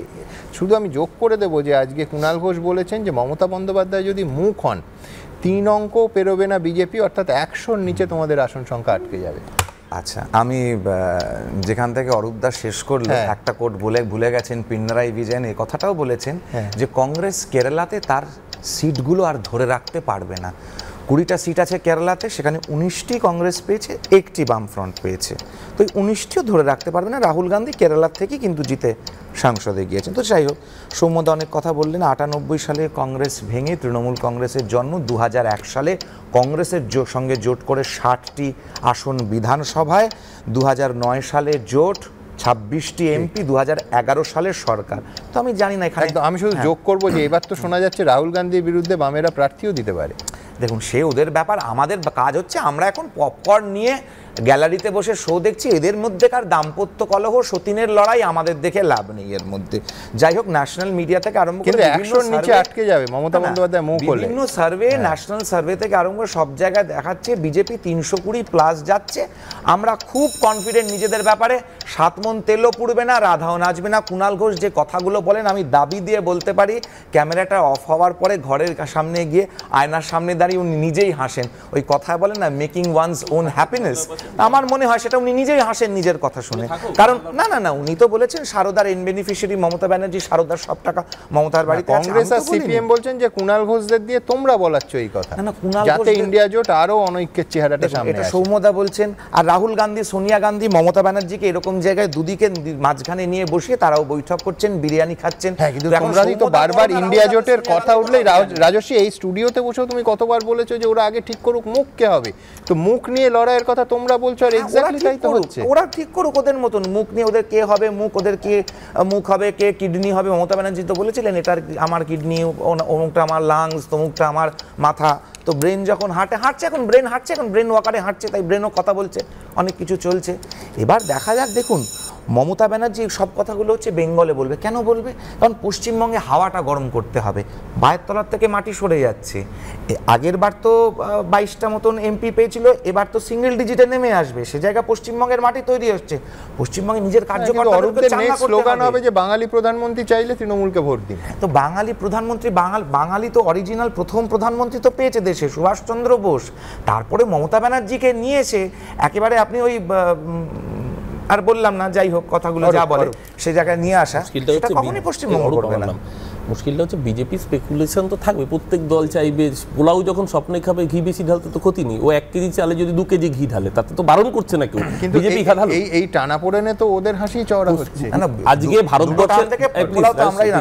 ভারতবর্ষের মানুষ এই লড়াইটা দেখুন, বিজেপি সমস্যা হচ্ছে যখন কর্ণাটকে হারে তখন মুখ হয়ে যায় ইয়েদুরাপ্পা, যখন হিমাচলে হারে তখন মুখ হয়ে যায় জেপি নাড্ডা, আবার জিতলে পরে মুখ হয়ে যায় মোদি। তাই ওদের মুখও যে ফিক্স থাকছে তা না, ব্যাপারটা মুখ কে হবে সেটা বড় কথা নয়, ব্যাপারটা হচ্ছে দেশের মানুষ দেখলো রাজস্থানে ভোটের আগে বলা হলো 450 টাকা রান্নার গ্যাস যদি জেতে, আর সারা দেশে জিতে 1000 টাকায় রান্নার গ্যাস কিনতে হচ্ছে মানুষকে। ভারতবর্ষের মানুষ এই যে পার্লামেন্ট আক্রমণ নিয়ে এত কথা হলো, পার্লামেন্ট যারা আক্রমণ করেছে তারা অন্যায় কাজ করেছে, ধিক্কারযোগ্য কাজ করেছে। আবার বলছি, তাদের দাবি কি ছিল? কর্মসংস্থান, বছরে 2 কোটি বেকারের কর্মসংস্থানের দাবি নিয়ে আসা, তারা আজকে দেশের বেকার যুবকরা পার্লামেন্টে কাজ করতে বাধ্য। এই যে কীর্তি, এই যে আজাদ যে ধরা পড়েছে, তার নাম কি? তার বয়স কত? 43 বছর তার বয়স। তাহলে 33 বছর তার বয়স ছিল যখন 27 বছর বয়স। বলি জবাবটা দিয়ে দিই জবাবটা। এমএড করেছে বছর বয়সে ওই চাকরি পেল আজাদ, সে যদি মনমোহন সিং এর সরকার যখন এসেছে তখন তার 23 বছর বয়স, কিন্তু এই কাজ করতে তারা বাধ্য হয়েছে কেন? বছরে যদি চাকরি না পায় তাহলে আমাদের টাকার মনমোহন সিং এর যেখানে বয়স নিয়ে কথা হলেই আমার একটা স্মৃতি মনে পড়ে যায়, সেটা হচ্ছে যে 2011-এর আগে জন্ম না 2011-এর পর? আজাদ তো 12 ফেল, তো তার কথা বলুক। কিন্তু আমি বলছি প্রতিশ্রুতিটা ছিল 1 কোটি চাকরি। যাই হোক, আমি কৌস্তবের কাছে যাবো, আমি থামালাম। বেশ আমার একবার কৌস্তবের কাছে যেতে হবে। কৌস্তব, এক হচ্ছে যে হ্যাঁ গণশক্তি, তোমরা স্লোগান করছো, ট্রোজান হর্সের উদাহরণ দিচ্ছ, সব ঠিক আছে, কিন্তু আজকে মমতা বন্দ্যোপাধ্যায় একদিকে যেমন বলছেন যে বামেদের সম্পর্কে একেবারে স্পেসিফিক্যালি বামেদের নিয়ে প্রশ্ন উঠছে, সেখানে মমতা বন্দ্যোপাধ্যায় বলছেন দে আর ওয়ার্কিং উইথ বিজেপি, তোমরা বিজেপির জন্য কাজ করছো। পাশাপাশি এটাও বলছেন একেবারে স্পেসিফিক্যালি ওই বামপন্থীদের সঙ্গে এই রাজ্যে আসা না আসা ইন্ডিয়া জোট প্রসঙ্গে যে আমার কারোর সঙ্গে আলোচনা করতে কোনো অসুবিধে নেই যদি সেটা যুক্তিসঙ্গত হয়। হাত বাড়াচ্ছেন সুমনদা, তুমি দেখবে যে কখন কাঠবিড়ালি বিজেপির কুনকি হাতি হয়ে যাবে তুমি বুঝতেও পারবে না। আমার বন্ধু এখানে বিজেপির প্রতিনিধি বলছিল যে পোলাও রান্না করেছে দুবার, 2টো টার্মের জন্য। এমন পোলাও রান্না করেছে কেরোসিন তেলের দাম 14 টাকা থেকে 100 টাকা হয়ে গেছে। আমরা বলছি শুধু নেতা বদলের এই নির্বাচন নয়, দেশের নীতি পাল্টাতে হবে, আর নীতি নিতে হবে প্রান্তিক মানুষের পক্ষে। পেট্রোলের দাম, ডিজেলের দাম, রান্নার গ্যাসের দাম, কেরোসিন তেলের দাম আকাশ ছোঁয়া হয়েছে। আমি বলবো আজকে যে কুণালবাবুর কথা খুবই সিগনিফিক্যান্ট। আমার একদম সরাসরি কথা, নরেন্দ্র মোদীর পরামর্শে এবং অভিষেক বন্দ্যোপাধ্যায়ের নির্দেশে কুণাল ঘোষ এই কথা বলেছেন। আমি আবার বলছি, কেন বললাম? ম্যাডাম কিন্তু কথা বলেননি, ম্যাডামকে তো আপনাদের প্রতিনিধি ধরেছিল বোধ, আমি তো দেখলাম এবিপি আনন্দে। ম্যাডাম বললেন এখন বলতে পারবো না, ইন্ডিয়া ব্লকের বৈঠকের পর তারপর বলতে পারবো। হ্যাঁ, কিন্তু এর আগে মমতা বন্দ্যোপাধ্যায় বলেছেন যে we will lead the country. উনি বলতে পারেন, উনি কুণাল ঘোষ যদি একথাও বলতেন যে রাষ্ট্রসংঘে মমতাকে পাঠিয়ে অভিষেককে প্রধানমন্ত্রী করবেন, একথাও বলতে পারেন। তৃণমূলের পক্ষে সবই সম্ভব আর কি। তো এমনিতে তো গোটা দেশে কিছু নেই। তো 48 ঘন্টা আগে মমতা বন্দ্যোপাধ্যায় বলেছেন হাম ইন্ডিয়া কো লিড করেঙ্গে, কোট আনকোট। বলতে পারবো না উনি কিভাবে লিড করবেন। কি আগে তো উনি চেষ্টা করেছিলেন কংগ্রেস বাদ দিয়ে বিজেপির বিরুদ্ধে লড়াই। আমি তো আবার বলছি যে কাঠবিড়ালি বিজেপির কুনকি হাতি, আমরা এটা প্রথম থেকে বলছি। কিন্তু আজকে যে মমতা বন্দ্যোপাধ্যায় এবং অরবিন্দ কেজরিওয়ালের যে বৈঠকটা এখন এই 1 ঘন্টা আগে হলো, সেটা কি মানে ইন্ডিয়া জোটের মধ্যে আরেকটা জোটের ইঙ্গিত? আমি বলতে পারবো না, কিন্তু অরবিন্দ কেজরিওয়াল বা মমতা অনেক জায়গায় বিজেপিকে সাহায্য করছে অনেকভাবেই, সেটা আমরা ওই নির্বাচনী স্ট্যাটিস্টিক্স দেখলে বোঝা যাবে। আসলে কিসের বিনিময়ে কুণাল ঘোষ কথাটা বলছে সুমন, এটা ইম্পর্টেন্ট। কিসের বিনিময়? বিনিময় হচ্ছে এমনি প্রবীণ নবীন নেতারা সবাই চোর, কিন্তু প্রবীণ নেতাদের ধরতে হবে। ওই আসানসোলে একজন মন্ত্রী যার কাছে 12-13 বার গেছে, বা স্যান্ডো বা দমকল, এবার ধরা পড়বে, ভাইপোকে বাঁচিয়ে দিতে হবে। কোন দিন দেখবে সুমনদা ভাইপো হচ্ছে বিজেপির মুখ হয়ে গেছে, শুভেন্দু আবার প্রবীণ তৃণমূলে ফেরত চলে গেছে। আসলে এগুলো কোনো নীতিহীন তৃণমূল আর বিজেপির সম্পর্ক হচ্ছে আজকে আমাদের রাজ্যে বিজেপি নেই, প্রাক্তন দুর্নীতিগ্রস্ত তৃণমূল আছে। বুঝলাম, কিন্তু এক সেকেন্ড, আমার প্রশ্ন একটাই থাকবে, সেটা হচ্ছে মমতা বন্দ্যোপাধ্যায়কে বিশ্বাস করো না, কেজরিওয়ালকে বিশ্বাস করো না, এত বুক ভরা বিশ্বাস নিয়ে ইন্ডিয়া জোটে আছো কি করে? বামপন্থীরা আছেন। আবার আমি বলছি যে ইন্ডিয়া ব্লক আমরা করেছি, হ্যাঁ, আমাদের কথা হচ্ছে বিজেপিকে দেশ থেকে সরাতে হবে, বিজেপির মতো একটা সাম্প্রদায়িক অসভ্য বর্বর পার্টিকে হারাতে হবে। দেশের মানুষের অবস্থা খারাপ হয়েছে বিজেপি সরকারে আসার পর, কিন্তু ইন্ডিয়া ব্লকের মধ্যে তো বাকিদের ব্লক করে দিচ্ছে। ওনারা বলতে পারবেন, কিন্তু আমাদের কথা হচ্ছে পশ্চিম বাংলার ক্ষেত্রে, পশ্চিম বাংলা নিয়ে তো আলোচনা হচ্ছে। পিনারাই বিজয়নের কথা অরূপবাবু বলেছেন, খুবই ভালো। পিনারাই বিজয়নের কথাটা ইনক্লুসিভ কথা, ইনক্লুসিভ। এই কথা পিনারাই বিজয়ন বলেননি, সুমনদাই বলেছেন যে সীতারাম ইয়েচুরিকে নেতা করা। প্রশ্নটা হচ্ছে যে বিজেপি বিরোধিতায় কতটা সৎ তৃণমূল কংগ্রেস অতীতে প্রমাণ করে দিয়েছে। আমরা বলছি না, বিজেপির নেতারা এখন টিভিতে এসে বলছে যে আমরা 20 কোটি টাকা দিয়েছিলাম। আমরা একদম মেনে নিলাম যে তৃণমূল খুব নীতিহীন দল, সিপিএম একমাত্র নীতিবাগী জ্যাঠামশাই, কিন্তু এ রাজ্যে ওরা শূন্য। অথচ যে রাজ্যে ওরা পূর্ণ, সেখানে নীতিবাগী জ্যাঠামশাইরা কি দোস্তি করবে না কুস্তি করবে, নাকি রাহুল গান্ধীর ওয়ানাডে দ্বন্দ্বমূলক বস্তুবাদ দেখা যাবে? আগে সেটা ক্ল্যারিফাই করুক। এখানে তো শূন্য, যেখানে পূর্ণ সেখানে কি দোস্তি না সেখানে কুস্তি, তারপর ইন্ডিয়া জোট নিয়ে বড় বড় বাত। না, আমার কথার উত্তর দিইনি। আমরা তো আগেও এই কথা বলেছি যে ইন্ডিয়া একটা ব্লক, বিজেপির নীতির বিরুদ্ধে লড়াই হবে। কিভাবে জানি? পশ্চিমবাংলার বাইরে নেই, তুমি মুখ খুলো। আদানির পোর্টকে তোমরা সমর্থন করছো, আমরা জানি আন্দোলন করছে। তোমরা তো আদানির থেকে 542 কোটি টাকা দিয়েছো, আমরা বলছি 542 কোটি টাকা দিয়েছো। কংগ্রেস বলছে তুমি আদানির দালাল, আমরা বলছি না। আচ্ছা, একবার রাজস্বী, আদানি যাক, আদানি এখন তৃণমূলের, আদানি এখন কংগ্রেসের হয়েছে। না, সে তো তাজপুর পোর্টই জানে। কিন্তু একটা জিনিস, যে সিপিএম যে কতখানি দিশেহারা এই কয়েক সেকেন্ডে কৌস্তবদার বক্তব্য হয়ে গেল কি না, একদিকে সুজনবাবু একরকম কথা বলছেন এবং কৌস্তবদা এখানেই বলে দিল মমতা ভালো, অভিষেক খারাপ। যদি খুব ভালো করে দেখেন, একদম, কারণ ম্যাডাম এটা বলেননি, অভিষেক বলেছে। মানে এখানেই কিন্তু হচ্ছে ব্যাপার, মানে ম্যাডাম আমাদের, অভিষেক আমাদের নয়, অভিষেক তোমাদের। তো যাই হোক, এই দিশেহারা সিপিএম, না না তোমাদের, তোমাদেরই রাখো, মানে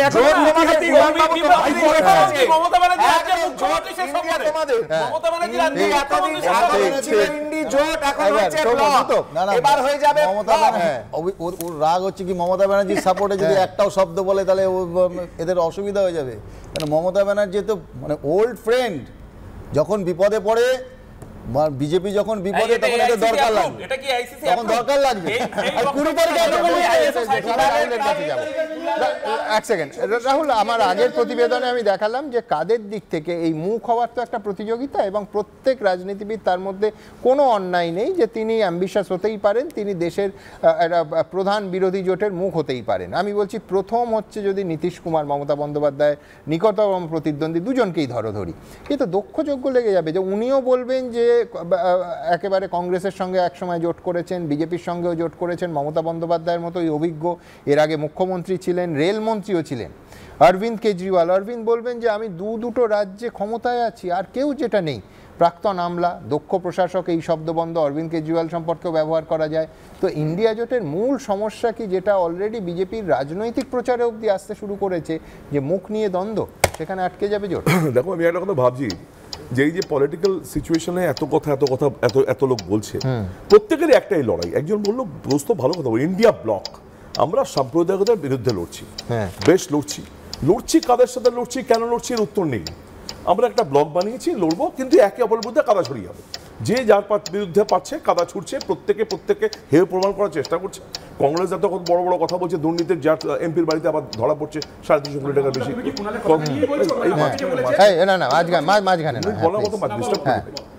সুতরাং কে কাকে মানে বেশি অধিক ইয়ে প্রমাণ করে তাহলে জোট চলছে, মুশকিল। দেখো না, সেটাই তো প্রশ্ন, যে সেই ইন্ডিয়া জোট তাহলে বিজেপির সঙ্গে কি মোকাবিলা করবে? ভারতবর্ষে দাঁড়িয়ে তুমি দেখো, সবচেয়ে বেশি ভারতীয় জনতা পার্টি যাদের মেলাইন করার চেষ্টা করেছে তারা তৃণমূল কংগ্রেস, যার বিরুদ্ধে বারবার লাগার চেষ্টা করেছে, যাকে বারবার হেনস্থা করেছে, বারবার পশ্চিমবঙ্গ টার্গেট করেছে। এরা ডেলি প্যাসেঞ্জারি করেছে বাংলা থেকে তৃণমূল কংগ্রেস উচ্ছেদ করার জন্য। সুতরাং তৃণমূল কংগ্রেস থ্রেট, এটা সন্দেহের কোনো অবকাশ নেই। তো আজকে যদি ভারতবর্ষে দাঁড়িয়ে বিজেপি হাঁটাতে এই সদিচ্ছা কাউর থাকে, তাহলে মমতা ব্যানার্জির নেতৃত্ব মানতে হবে। যদি যে জায়গায় দাঁড়িয়ে আজকে তৃণমূলের দাবি অবধি ঠিক আছে, কিন্তু সেই দাবি এই অন্যরা কি মানবেন? না, এই বলছি কেন মানা উচিত, কেন মানা উচিত বলছি সেটা তোমাকে আমি। যদি আজকে তুমি দেখো মমতা বন্দ্যোপাধ্যায় যেভাবে আজকে দাঁড়িয়ে সিপিএম নয়, আমি মানলাম ত্রিপুরা একসময় বিজেপি সিপিএম লড়াই দিয়েছিল, সে ত্রিপুরা থেকেও সিপিএম মানে পর্যদস্ত। বাংলায় দাঁড়িয়ে একমাত্র সেই যে বিজয় রথ বিজেপি, সেই যে মানে অদম্য একটা বিজেপির রথ চলছে, তাকে আটকেছে কিন্তু মমতা বন্দ্যোপাধ্যায়। তুমি যতই আঙুল তোলো, যতই বলো, আমি তোমায় বলছি কেজরিওয়ালের রাজ্য, নীতিশ কুমারের জোট, কিন্তু মমতা বন্দ্যোপাধ্যায়ের একার শক্তি দিয়ে এই বাংলায় তিনবার প্রমাণ করেছেন যে বিজেপিকে আটকাতে কেজরিওয়াল তো দুটো রাজ্যে। আমি বলি তোমাকে শেষ করি, এবং মমতা বন্দ্যোপাধ্যায় এই লড়াইটা প্রথম থেকে দিয়ে আসছেন। এই যে সিবিআই এর কথা বলছি, যে দিল্লিতে প্রধানমন্ত্রী স্বরাষ্ট্রমন্ত্রী বসেন, সেই দিল্লিতে 3টে মাত্র সিট পেয়েছে বিজেপি। দুটো কথা বলছি আমি। আজকের দিনে দাঁড়িয়ে যদি তুমি একটা ব্যালেন্সের কথা বলো, সেখানে দাঁড়িয়ে বামপন্থীর কথা তোমায় খুঁজতে হবে। ওরা যতই বলুক তোমার পশ্চিমবঙ্গের কোথাও নেই, আর তোমাকে মানবেন তো? তোমার যুক্তি যেগুলো দিচ্ছ কেজরিওয়াল মানবেন তো? যদি তাহলে আমার তো ইন্টেনশন নিয়ে প্রশ্ন উঠবে, তাহলে আদৌ ভারতীয় জনতা পার্টিকে হাঁটাতে চায় কিনা এটাই মানুষ প্রশ্ন করবে, সেটাই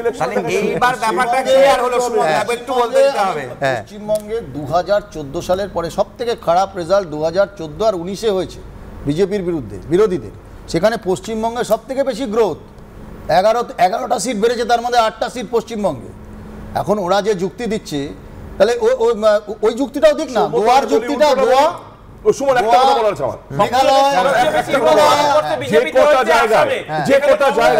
ভারতীয় জনতা পার্টি তাদের গ্রোথ রেট বাড়িয়েছে, এবং যে কটা জায়গায় যেসব রাজ্যে পরাজিত হয়েছে প্রত্যেক জায়গায় কংগ্রেস, প্রত্যেকটা আমি পুরো আজকের এই প্রেক্ষিতে, অর্থাৎ 24 ঘন্টাও বাকি নেই কালকের বৈঠকে, এবং তারপরের দিন সেই বহুচর্চিত প্রধানমন্ত্রী এবং মুখ্যমন্ত্রীর বৈঠক। তার আগে দ্রুত একবার সাম আপ করবো। তার আগে আপনাদের যেটা দেখাবো, যেটা বিশ্বনাথদার কাছে সামগ্রিক প্রশ্নে আমার কাছে আসতেই হবে, সেটা হচ্ছে গত 2 সপ্তাহ ধরে তৃণমূল কংগ্রেসের ভেতরে যে নবীন বনাম প্রবীণের দ্বন্দ্ব, মূলত দুটো ইস্যুকে কেন্দ্র করে।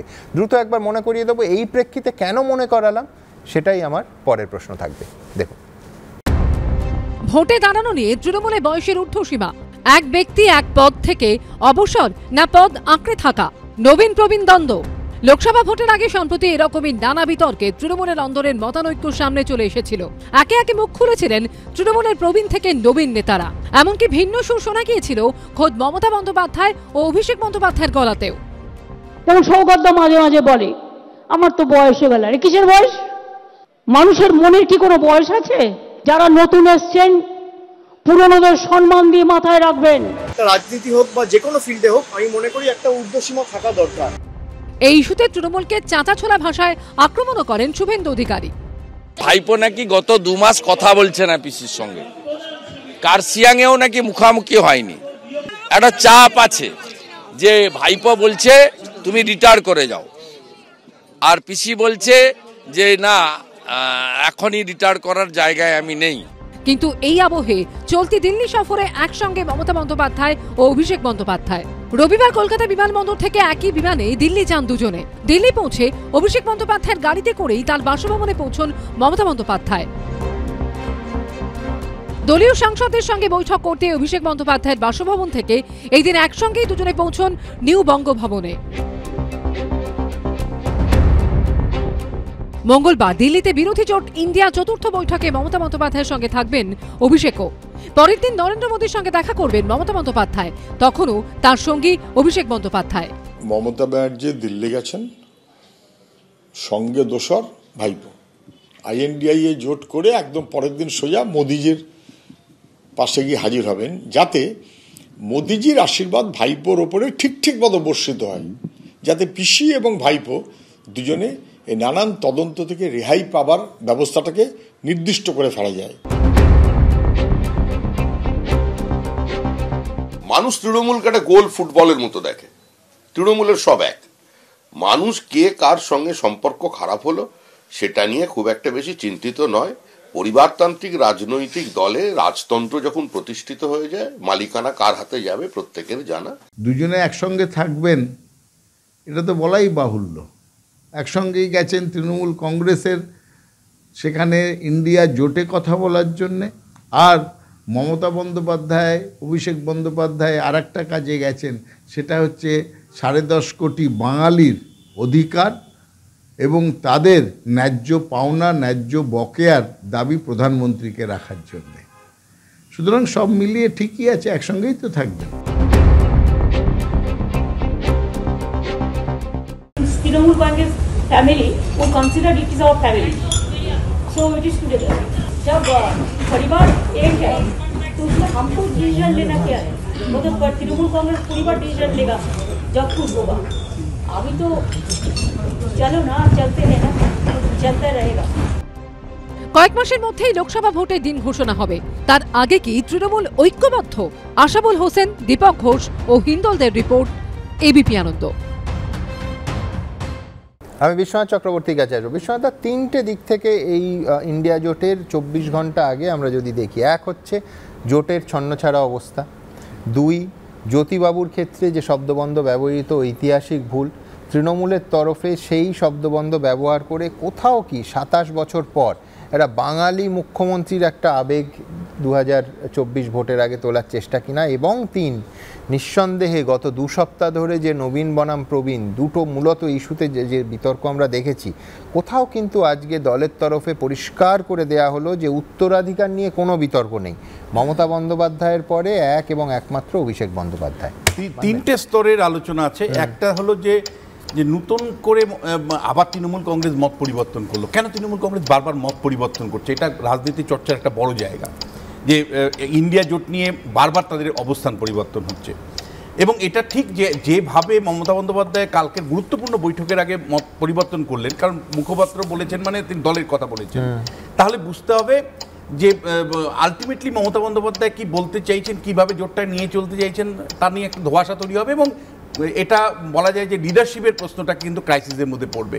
আগামীকালের বৈঠকে আরও 2-4টা মানে শরিক যদি এই প্রশ্নগুলো তুলতে থাকেন বা মমতা বন্দ্যোপাধ্যায়কে না মানেন বা মানেন, এই নিয়ে কিন্তু আরেক প্রশ্ন কিন্তু দর কষাকষি হবে লিডারশিপের প্রশ্নে।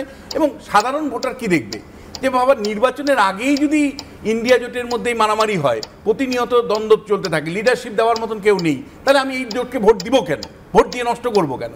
ফলে এটা একটা, আমি বলছি ইন্ডিয়া জোটের অনিশ্চয়তা তৈরি করার পেছনে মমতা বন্দ্যোপাধ্যায় কিন্তু পরবর্তী সময় দায়ী থাকবেন, যে এই মমতা বন্দ্যোপাধ্যায়ের জন্যই এবং বারবার তার দলের মত পরিবর্তনের জন্যই ইন্ডিয়া জোটটা কিন্তু শেষ পর্যন্ত দানা বাঁধেনি এবং বিজেপির বিরুদ্ধে একটা অল আউট ফাইট দেওয়া যায়নি। এখন বৃহত্তম প্রশ্ন, মমতা বন্দ্যোপাধ্যায় কি রাজনৈতিক কারণে এই অবস্থান নিচ্ছেন, নাকি তার কোনো প্রশাসনিক বাধ্যবাধকতা আছে, নাকি দিল্লি রাজনীতি যেটা বিরোধীরা অভিযোগ করছে যে পরিষ্কার অভিষেক বন্দ্যোপাধ্যায়ের বিরুদ্ধে যে মানে আইন আদালতের যে একেবারে বলা যায় যে কোণঠাসা অবস্থা, সেখান থেকে বেরিয়ে আসার জন্য মমতা বন্দ্যোপাধ্যায় একটা রাজনৈতিক সমীকরণ খুঁজতে চাইছেন নরেন্দ্র মোদীর সাথে, সেটাও একটা বিরাট আলোচনা। সেটা হলো প্রথম।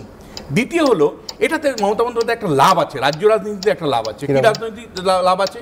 যে যেই মুহূর্তে মমতা বন্দ্যোপাধ্যায়কে প্রধানমন্ত্রী মুখ করবেন, তাহলে বাঙালি সেন্টিমেন্টটা তুলতে পারবেন, যেটা তৃণমূলের রাজনীতির সাথে সম্পর্কিত আছে। তৃণমূল বাঙালি রাজনীতি করে 21 সালে ডিভিডেন্ড পেয়েছিল, আবার বাঙালি রাজনীতিটা করে আঞ্চলিক রাজনৈতিক দল দিল্লির বিরুদ্ধে লড়াই করছে, এই ভাবনাটাকে জাগিয়ে তুলতে পারবেন এবং এইটা কিন্তু মানে একটা ডিভিডেন্ড তিনি ভোটারদের কাছ থেকে পেতে পারেন। থার্ড যেটা, যে লড়াইটা তিনি নরেন্দ্র মোদীর কাছে করছেন কি করছেন না, সেটা তো একটা গুরুত্বপূর্ণ বিষয়, কতটুকু করছেন। কিন্তু এই ভাবটা তিনি আনতে পারবেন যে দেখো ভাই, আমি প্রধানমন্ত্রী পর্যন্ত দৌড়তে পারি, ফলে আমি কতটা আন্তরিক সরকার পরিবর্তনের প্রশ্নে। ফলে মাইনরিটি কমিউনিটির যে ভোট ব্যাংকটা, সেই ভোট ব্যাংকটা ইনট্যাক্ট রাখবার কিন্তু তিনি একটা উদ্যোগ নিতে পারেন বা সুযোগটা পেতে পারেন। কিন্তু যেটা বড় বৃহত্তম যেটা প্রশ্ন, মমতা বন্দ্যোপাধ্যায়কে যেই মুহূর্তে মুখ করবেন, নরেন্দ্র মোদী কিন্তু একটা প্লাস পয়েন্ট পাবে। কি প্লাস পয়েন্ট পাবে? নরেন্দ্র মোদী এই নির্বাচনটাই লড়বে, আমি ড্যাম শিওর, দুর্নীতির বিরুদ্ধে ইমেজ তৈরি করে, যে আমরা দুর্নীতির বিরুদ্ধে কি করে ইমেজ তৈরি করছি, আমরা দুর্নীতির বিরুদ্ধে কীভাবে লড়াই করছি। কারণ ইতিমধ্যে ছত্তিশগড়, রাজস্থানে জয়ী হয়েছে দুর্নীতির বিরুদ্ধে লড়াইয়ের ইস্যুটাকে সামনে রেখে। যেই মুহূর্তে দুর্নীতি ইস্যু করবে, মমতা বন্দ্যোপাধ্যায়ের মন্ত্রিসভার একাধিক সদস্য জেলে আছে, মমতা বন্দ্যোপাধ্যায়ের সরকারটা দুর্নীতিগ্রস্ত সরকার, এই দুর্নীতি ইমেজটাকে এমনভাবে ব্যবহার করবে নরেন্দ্র মোদী যে সর্বভারতীয় স্তরে দুর্নীতি। এটা বেসিক জায়গাটা গন্ডগোল সেই কারণেই কারণ আপের এই মুহূর্তে 3 জন জেলে আছেন আম আদমি পার্টি, এবং তার মধ্যে যে মহল্লা ক্লিনিক চালু করার যে মূল মাস্টার মাইন্ড যিনি ছিলেন তিনি পর্যন্ত মনীষ সিসোদিয়ার কথা ছেড়েই দিলেন, আজকে ডান হাত ছিলেন, এবং তাদের কারোর বিরুদ্ধে এখনো পর্যন্ত দুর্নীতির এক মানে নয়া পয়সা অভিযোগও প্রমাণিত হয়নি। এ রাজ্যের বুকে যারা জেলে রয়েছেন তাদের কারোর বিরুদ্ধে ফাইনাল চার্জশিট পাবলিশ হয়নি, অথচ সারা ভারতবর্ষের মানুষ সেই ইস্যুতে তোলে অরূপ এটা যোগ করতেই হবে যে নীতিশ কুমার এক ধাপ এগিয়ে থাকবেন। আমি আসছি সারা ভারতবর্ষের মানুষ দেখলো এই মোদিজির 10 বছরের জামানায় সবচেয়ে বড় কেলেঙ্কারি যেটা ক্যাগ মেনশন করলো সেটা দ্বারকা এক্সপ্রেসওয়ে কেলেঙ্কারি। 75,000 কোটি টাকার দুর্নীতি নরেন্দ্র মোদী সরকারের দ্বারকা এক্সপ্রেসওয়ে তৈরি করতে। তাহলে দুর্নীতিটাই যদি একমাত্র ইস্যু হতো তাহলে 3 রাজ্যে হারতো না। 3 রাজ্যে হারার অন্যতম কারণ ক্যাগ কোনো এরকম উল্টো দিকে যে দলগুলো ক্যাগ বলেনি, মানে 18 কোটি টাকা 1 কিলোমিটার রাস্তা তৈরি করতে তোমার সময় বলেনি তো, তোমার সময় বলেনি তো, তোমরা খরচ করেছো, টোটাল এক্সপ্লেনেশন পার্লামেন্টে দেওয়া হয়েছে। তবে দুঃখের বিষয় যারা ক্যাগ নিয়ে এত বড় বড় কথা বলে, পার্লামেন্টে চলে বড় কথা বলছে, এই সিএজি অডিট ডেমোক্রেসি না হিপোক্রেসি, তোমার সময়তেও আমি এটাই বলবো, কিন্তু বিরক্ত করব সেই সিএজি অডিট কিন্তু এই রাজ্যে মমতা বন্দ্যোপাধ্যায় 2011 সাল থেকে একটা ঘটনা নিয়ে করতে দেয়নি। তাহলে সিএজি অডিট আগে পশ্চিমবঙ্গে করাক, তারপরে আপনার কাছে আসবো। পার্লামেন্টের কথা যখন উঠলো, আজকে সংসদে আরেকটা দিক থেকে নজিরবিহীন ঘটনা ঘটলো। তার কারণ লোকসভা থেকে 33 এবং রাজ্যসভা থেকে 45 জন বিরোধী সাংসদকে সাসপেন্ড করা হলো 1 ঘন্টার মধ্যে। তার মধ্যে অবশ্যই বাংলার একাধিক প্রতিনিধি আছেন। বৃহস্পতিবার থেকে যদি দেখি, মোট 92 জন বিরোধী সাংসদকে সাসপেন্ড করা হলো সংসদের 2 কক্ষ থেকে। পরের প্রতিবেদন। The above mentioned members may also be suspended from the service of the House for the remainder session of the Rule 374(2). ভারতীয় সংসদীয় গণতন্ত্রের ইতিহাসে নজিরবিহীন ঘটনা। একদিনে সাসপেন্ড করে দেওয়া হলো 78 জন বিরোধী সাংসদকে। লোকসভা থেকে সাসপেন্ড করা হলো অধীর চৌধুরী সহ কংগ্রেস এবং তৃণমূল সহ বিভিন্ন বিরোধী দলের 33 জন সাংসদকে। সাসপেনশনের খাড়া থেকে বাদ গেলেন না রাজ্যসভার 45 জন সাংসদ। সব মিলিয়ে গত বৃহস্পতিবার থেকে মোট 92 জন বিরোধী সাংসদকে সাসপেন্ড করা হলো 2 কক্ষ থেকে। মোদি আরেকটু হলে সেঞ্চুরি করে ফেলতে পারত। 77-এর 78-এ থেমেছে, যাক সেঞ্চুরি করতে পারেনি, এখনো চান্স আছে, নিশ্চয়ই কাল পরশুর মধ্যে সেঞ্চুরিও করে দিবে। তা সেঞ্চুরিয়ান মোদি পার্লামেন্ট থেকে আগামী দিনে বিরোধী বলে কোনো এমপি যারা বলার ইচ্ছা রাখে সেই রকম কোনো এমপির অস্তিত্ব পার্লামেন্টের মধ্যে তিনি রাখবেন না। ভারতবর্ষের জন্য এক বড় দুর্ভাগ্য। স্পোকট্যান কাণ্ডের পরে সংসদের শীতকালীন অধিবেশন কার্যত অগ্নিগর্ভ। বিরোধীদের মূলত 2টি প্রশ্ন। মহীশূরের বিজেপি সাংসদ প্রতাপ সিনহা সংসদে হাঙ্গামায় অভিযুক্তকে পাস দিয়েছিলেন, তার বিরুদ্ধে ব্যবস্থা না নিয়ে কেন বিরোধী দলের সাংসদদের সাসপেন্ড করা হয়েছে? সংসদের নিরাপত্তা ইস্যুতে সংবাদ মাধ্যমে মুখ খুলছেন নরেন্দ্র মোদী ও অমিত শাহ, কিন্তু সংসদে কেন কিছু বলছেন না? এই নিয়ে শুরু হয় হইচই। এরপরই বেনজিরভাবে একে একে 2 কক্ষ মিলিয়ে 78 জন বিরোধী সাংসদকে সাসপেন্ড করে দেওয়া হয়। এর মধ্যে কংগ্রেসের লোকসভার নেতা অধীর চৌধুরী রয়েছেন, তৃণমূলের মোট 16 জন সাংসদ রয়েছেন। Who is the voice of the people? You tell me. Totally the voice of the people has been totally stopped, choked. Let them suspend the house first. They have no moral ground to run this house. To expel all the, suspend or expel the opposition fully. How they will run the house? They will run the mockery, nothing else. It's a mockery of democracy. দেখ কেমন লাগে, পশ্চিমবঙ্গ বিধানসভা থেকে গতবারে ভারতীয় জনতা party আমি সহ 7 জনকে 5.5 মাস বাইরে রেখেছি। এবারেও শীতকালীন অধিবেশনে বাইরে রেখেছি। একটু যাত্রায় পৃথক ফল হয় না। 1989 সালের 15ই মার্চ ইন্দিরা গান্ধীর হত্যাকাণ্ডে জাস্টিস ঠাক্কর কমিশনের রিপোর্ট ঘিরে উত্তাল হয়ে ওঠে সংসদ। রাজীব গান্ধী তখন প্রধানমন্ত্রী। সেই সময় একসঙ্গে সাসপেন্ড করা হয়েছিল 63 জন সাংসদকে। কিন্তু এবার যা হলো তা ইতিহাস। বিজেন্দ্র সিংহ, আশাবুল হোসেন ও ভাস্কর মুখোপাধ্যায়ের রিপোর্ট, এবিপি আনন্দ। রাজশ্রী, 2G কোল স্ক্যামের সময় দিনের পর দিন সংসদ বন্ধ থেকেছে, কিন্তু এই একদিনে এতজন সাসপেন্ড, এ বোধহয় ইতিহাস হলো। দেখুন, পার্লামেন্ট গণতন্ত্রের জায়গা, গণতান্ত্রিক প্রক্রিয়া মেনে সরকারের বিরুদ্ধে বলতে পারে, সরকারের বিবৃতি দাবি করতে পারে, বিভিন্ন কাজ করতে পারে, কিন্তু দাঁড়িয়ে একটা স্পর্শকাতর বিষয় যদি ওয়েলের মধ্যে নেমে এসে লোকে এই অসভ্যতা আমি অরাজকতা চালাতে চাই। এবং আমি একটা কথা বলি, সিকিউরিটির প্রশ্ন, তাও আবার বিজেপি এমপির সাইন করা পাশে ঢুকেছিল, অবশ্যই আলোচনা হবে না? অবশ্যই একটা বড় ইস্যু বলো যেখানে প্রধানমন্ত্রী বা স্বরাষ্ট্রমন্ত্রী বিবৃতি বিরোধীরা দাবি করেননি, তোমরা যখন বিরোধী ছিলে তখন ওই এক জিনিস হয়েছে। আলোচনা হবে, সুমনদা, আলোচনা হবে, এবং সেখানে দাঁড়িয়ে যে ছেলেটি ধরা পড়েছে তার বাবার কথাটাও সেটাও শুনতে হবে যে এমপি ভালো কাজ করে, এমপির সঙ্গে আমাদের পারিবারিক সম্পর্ক আছে, খুব ভালো সম্পর্ক, যদি সেই সম্পর্কের ফায়দা তুলে আমার ছেলে কিছু করে থাকে, হ্যাং হিম। আমি সব বুঝলাম। 2010 সালে যখন 2G কেলেঙ্কারি, তখন আমাদের চ্যানেল এসে গেছে, গোটা শীতকালীন অধিবেশন বয়কট করেছিল বিজেপি জয়েন্ট পার্লামেন্টারি কমিটির দাবি তুলে, একদম। কিন্তু তার সঙ্গে দিনের পর দিন চালাতে দেয়নি। কি গণতন্ত্রের নিদর্শন চালানোর কথা বলছো? 2014 সালের ফেব্রুয়ারি মাসে কংগ্রেসের এমপি এল রাজাগোপাল, তেলেঙ্গানার কংগ্রেসের এমপি, যখন পার্লামেন্টে গিয়ে পেপার স্প্রে করেছিল এবং গিয়ে নিজের সতীর্থদের চোখ ফোক ধাঁধিয়ে গেছিল, এই কাজ, এই রাস্তা, এটা ল্যাপস হয়েছে। কেউ অস্বীকার করছে না। তুমি ডিসরাপশনের কথা বলছো, ডিসরাপশনের জন্য গোটা উইন্টার সেশন চালানো যায়। দেখুন, মানে পার্লামেন্টারি ডেমোক্রেসি ডিবেট ডিসকাশনের জায়গা। একটা ঘটনা ঘটেছে, তারপরে স্বরাষ্ট্রমন্ত্রী বা প্রধানমন্ত্রী কেন, মানে সংসদ চলছে যখন, তাহলে আপনারা কেন বাইরে বিবৃতি দিচ্ছেন? কেন আপনারা অধিবেশনে এসে বিবৃতি দিচ্ছেন না, কক্ষে বিবৃতি দিচ্ছেন না? পার্লামেন্টারি ডেমোক্রেসি মিনিমাম দাবি করে যে প্রধানমন্ত্রী, স্বরাষ্ট্রমন্ত্রী তারা বাইরে কথা না বলে পার্লামেন্ট চলাকালীন, সেশন চলাকালীন তারা সংসদে দাঁড়িয়ে বক্তব্য রাখবেন। আপনারা পালাচ্ছেন, কারণ অতিরিক্ত প্রশ্নের উত্তর দিতে হতে পারে, তার জন্য আপনারা পালাচ্ছেন। দ্বিতীয় যে বিষয়, যে আমার মনে হয় যে স্পিকার ম্যানেজ করতে পারছে না। যে সংখ্যাটা আজকে মানে সাসপেনশনে এসছে, এটা পরিষ্কার failure of the management of the স্পিকারের মানে কক্ষ পরিচালনার দক্ষতার অভাব পরিষ্কার না হলে এত সংখ্যক হতে পারে না। 2-4 জন ব্যতিক্রমী থাকে। কিন্তু আমি একবার সমটা যাব, একটা শুধু তোমায় মনে করিয়ে দেবো যে অরুণ জেটলি, রাজস্বীর দলের নেতা, 2010 সালে কি বলেছিলেন পার্লামেন্টারি ডেমোক্রেসির কথা হচ্ছে না, disruption is a part of parliamentary democracy. তখন বিজেপি তাই মনে করতো। উনি বলেছিলেন দেয়ার আর occasions when obstruction in parliament brings greater benefit to the country।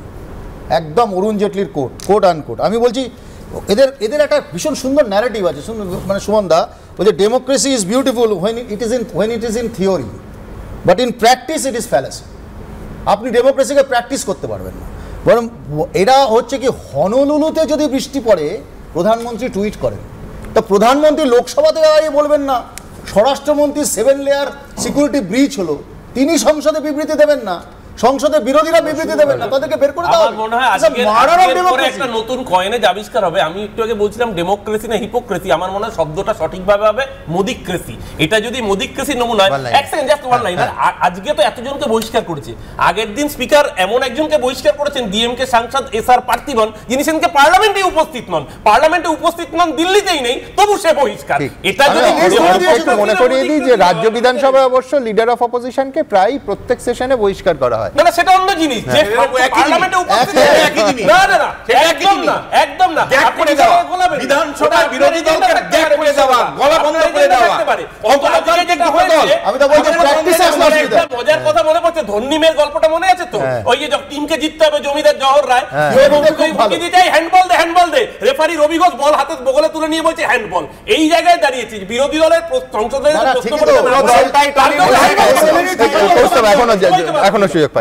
আমার কথা হচ্ছে যে এরকম একটা সিচুয়েশন বিজেপি তৈরি করার চেষ্টা করছে যে India is BJP, BJP is India. বিজেপির বিরোধিতা করতে গেলেই তারা দেশদ্রোহী মাইক খুলে নিয়েছে। বিজেপির একজন সাংসদ যেভাবে সংখ্যালঘু মানুষদের আক্রমণ করেছে তাকে সাসপেন্ড করা উচিত। আমি বলছি অরূপদা খুশি হয় না, একই জিনিস তোমরাও এখানে করছো, একই জিনিস আমি ভাবছিলাম এই প্রথম এইরকম একটা সুযোগ কি এই অনুষ্ঠানে হলো যে ইন্ডিয়া জোটের 3 জন শরিক একমত হলো, তারপর দেখলাম না হলো না। আমার একটা কথা বলার আছে। প্রথম কথা হচ্ছে এটা কিন্তু বিজেপির বিরুদ্ধে আক্রমণ নয়। প্রথম কথা কেন বলছি, পার্লামেন্টে দাঁড়িয়ে প্রধানমন্ত্রী বিবৃতি দেবেন না কেন? যদি এই ছোট ল্যাপসটা তো বিরাট হতে পারতো, আগ্নেয়াস্ত্র ঢুকতে পারতো, জঙ্গি হানা হতে পারতো, যেখানে প্রতিরক্ষা মন্ত্রী নিজে উপস্থিত আছেন। যদি এখানে সুরক্ষায় ল্যাপস হয়, সারা ভারতবর্ষের মানুষের সুরক্ষাটা কি করে দেবে? এই নিয়ে আলোচনা। প্রথম কথা হচ্ছে যাদেরকে দেখা গেছে তাদের প্রত্যেকের সঙ্গে কংগ্রেস, সিপিএম, তৃণমূলের নেতাদের পাঁচটা ইস্যু করেছে তোমার এমপি।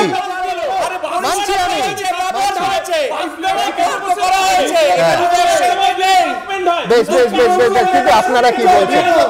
আপনারা জানেন আমাদের ভেরিফাইড এক্স এবং কু অ্যাকাউন্ট সঙ্গে সুমন @IAM সুমন দে, যেখান থেকে এই অনুষ্ঠান শুরু করেছিলাম, অর্থাৎ ইন্ডিয়া জোটের প্রধানমন্ত্রী মুখ কিশোর সাহা, সেই নিয়ে লিখছেন প্রধানমন্ত্রী পদের কারাকারিতে বিরোধী জোটই না মুখ থুবড়ে পড়ে।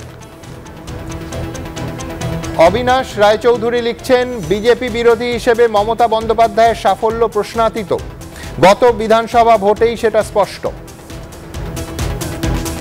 সমৃদ্ধ বসু লিখছেন তৃণমূলের এখন গাছে কাঁঠাল গোফে তেল দশা। বিদ্যুৎ নায়ক লিখছেন একই পরিবার থেকে প্রধানমন্ত্রী এবং মুখ্যমন্ত্রী হওয়ার নজির বিরল, এবার কি তাও হবে? তমাল রায় লিখছেন 3 রাজ্য হারলেও কংগ্রেসকে বিরোধী জোটের পেছনের সারিতে রাখা যাবে না। কৌশিক কুণ্ডু লিখছেন নেতা রাহুল গান্ধীর থেকে নেত্রী মমতা বন্দ্যোপাধ্যায় কয়েক যোজন এগিয়ে আছেন। প্রসন্ন সরকার লিখছেন জাতীয় দলের তকমা হারানো তৃণমূল এখন জাতীয় স্তরে জায়গা খুঁজছে। নিঃসন্দেহে সৌম্যর দল কংগ্রেস অনেকে বলছেন যে 19 তারিখে অর্থাৎ আগামীকাল বৈঠকের আগে কি তৃণমূলের কাছাকাছি আসছেন, তার কারণ খার্গের ডেরেক ওব্রায়ানের সাসপেনশন তোলার দাবিতে চিঠি। পাশাপাশি আপনাদের দেখাবো যে দলীয় সমস্ত সাংসদের সঙ্গে আজ বৈঠক করলেন মমতা বন্দ্যোপাধ্যায় দিল্লিতে। দেখুন, রাহুল দেববর্মনের সুরে কিশোর কুমার আশা ভোঁসলের সে বিখ্যাত ডুয়েট আরও কাছাকাছি আরও কাছে এসো। মঙ্গলবার ইন্ডিয়া জোটের বৈঠকের আগে দিল্লির আনাচে কানাচেও প্রশ্ন, 3 রাজ্যে বিজেপির কাছে হারার পর কংগ্রেস কি তৃণমূলের কাছাকাছি আসার চেষ্টা করছে? প্রশ্নটা জোরালোভাবে উঠছে, তার কারণ গত বৃহস্পতিবার রাজ্যসভা থেকে সাসপেন্ডেড তৃণমূল সাংসদ ডেরেক ওব্রায়ানের সাসপেনশন তুলে নেওয়ার জন্য সোমবার রাজ্যসভার চেয়ারম্যান জগদীপ ধনকরকে চিঠি দিয়েছেন রাজ্যসভার বিরোধী দলনেতা ও কংগ্রেস সভাপতি মল্লিকার্জুন খার্গে। শুধু চিঠি দেওয়াই নয়, এদিন সংসদ চত্বরে ডেরেক ওব্রায়ান সহ 14 জন সাসপেন্ডেড সাংসদকে সংহতি জানাতে দেখা যায় খোদ সোনিয়া গান্ধী। আর এই দুই ছবি ঘিরেই জল্পনা জোরালো হচ্ছে। বিচারের বাণী নীরবে কাঁদবে, মানুষ দেখবে আগামী দিনে যে আমাদের বিরোধী দলের 14টা এমপিকে বার করে দিল, আর আমরা সেখানটায় বসে তাদের ভাবনাকে গুরুত্ব না দিয়ে আমরা তাদের কথা বলবো না, তা তো হয় না। তাই বলেছেন 14 জনকে ফেরত দিন। এখানে খার্গে সাহেবকে কংগ্রেসের প্রেসিডেন্ট বা কংগ্রেসের নেতা না ভেবে রাজ্যসভার বিরোধীদের লিডার হিসেবে দেখলে ভালো হবে, এবং সেই দায়িত্বই তিনি পালন করেছেন। এটা একদিকে লিডার হিসেবে কাজ করেছেন খার্গে সাহেব, আর অন্যদিকে এরই মধ্যে দিয়ে ইন্ডিয়া জোটের সলিডারিটি সেটাও সামনে এসছে। মঙ্গলবার ইন্ডিয়া জোটের বৈঠকের আগে এদিন দলীয় সাংসদদের সঙ্গে বৈঠক করেন তৃণমূল নেত্রী। তৃণমূলের সর্বভারতীয় সাধারণ সম্পাদক অভিষেক বন্দ্যোপাধ্যায়ও সেখানে ছিলেন। রাজনৈতিক মহলে প্রশ্ন, কংগ্রেস নেতৃত্বকে যেভাবে তৃণমূলের দিকে হাত বাড়াতে দেখা যাচ্ছে, তাতে কি বাংলায় দুই দলের মধ্যে আসন সমঝোতার পথ আদৌ মসৃণ হবে? সেক্ষেত্রে ইন্ডিয়া জোটের শরিক সিপিএম কি করবে? বিজেপি আর রেখেছে কেন পার্লামেন্টটাকে? বললেই পারে যে এখানে যদি পার্লামেন্টের মেম্বার তারাই হতে পারবে যারা বিজেপিকে সমর্থন করবে, যারা নরেন্দ্র মোদী জিন্দাবাদ বলবে। কংগ্রেস এবং তৃণমূল কংগ্রেস এক। অধীর রঞ্জন মানুষের মনোরঞ্জন করবার চেষ্টা করেন পশ্চিমবঙ্গে। উনি যদি সত্যিই তৃণমূলের বিরুদ্ধে লড়াই করতে চান, পশ্চিমবঙ্গের মানুষকে একটু স্বস্তি দিতে চান, তাহলে যে মঞ্চ থেকে লড়াই করছেন সেখান থেকে এটা করা যাবে না, এটা ওনাকে বুঝতে হবে। মঙ্গলে ইন্ডিয়া জোটের বৈঠক, তাতে জোটের মঙ্গল কতটা হবে তা তো সময়ই বলবে। আশাবুল হোসেন, হিন্দোল দে, দীপক ঘোষ, এবিপি আনন্দ।